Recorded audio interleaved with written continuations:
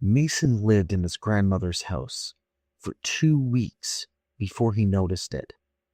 Before he noticed the crawl space. It was hidden behind a heavy wooden panel in the back of the hallway closet.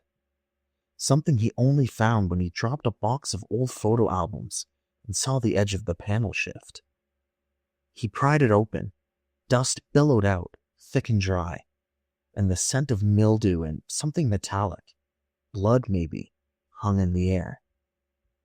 He stared into the pitch-black tunnel, barely wider than his shoulders, with walls lined in insulation, and a faint draft breathed from within. Mason should have closed it and walked away, but the house had a way of tugging at his curiosity. Since he moved in, he'd been having strange dreams, whispering voices, knocking from inside the walls, and a reoccurring image of his grandmother, crawling within the darkness, her face twisted and smiling. So he got a flashlight. The beam barely cut through the gloom, but he could see it stretched on further than seemed possible. Yet the house wasn't that big. He decided to crawl in, and the insulation brushed against his skin like brittle cobwebs. Nails jutted from the beams, and the air grew colder with every foot he took, and the light flickered once, twice, and then the battery died. Pitch black. He scrambled backwards, but he couldn't move. The crawl space had gotten tighter. His elbows scraped against the wooden walls, but there wasn't enough space to turn around, just enough to keep going forward. So he did.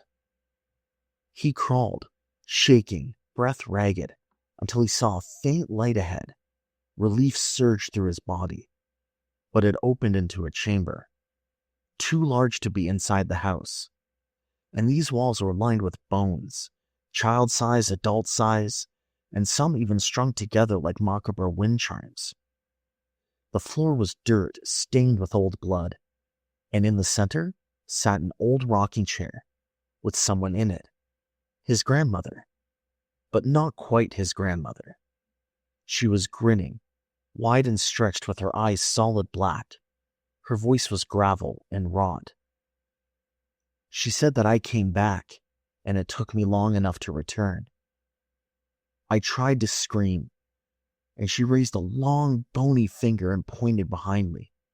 When I turned around, the crawl space was gone, just a solid wall filled with bones. And now I sit in the rocking chair, waiting, and every night, the house whispers to the next visitor. There's something behind the closet panel, something that wants you to crawl inside.